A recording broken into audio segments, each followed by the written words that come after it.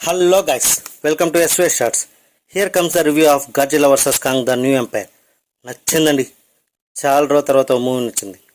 But నా advice ఏంటంటే ఈ మూవీ చూసే ముందు 2021లో వచ్చిన గాడ్జిల్లా వర్సెస్ కాంగ్ చూసి ఈ పార్ట్ చూస్తే మూవీ క్యారెక్టర్స్ క్లియర్గా ఉంటుంది. ప్లాట్లోకి వెళ్తే హాలోలో ఉన్న మన కాంగ్కి దెబ్బ తగిలి ఎర్త్పైకి వచ్చి గాయం సరి చేసుకుంటాడు.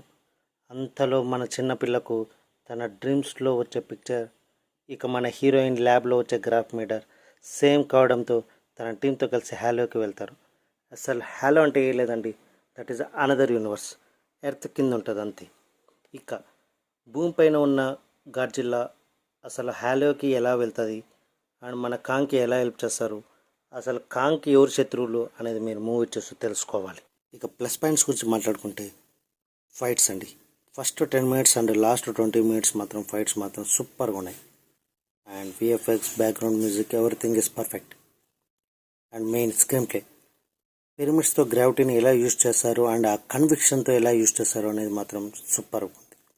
And here comes to minus points. Movie మంచి బ్యాంక్తో స్టార్ట్ చేసి గ్రాఫ్ని అలా పడేశారండి. ఆ మనుషుల క్యారెక్టర్స్ మొత్తం ఫుల్ బోర్ కొడుతుంది.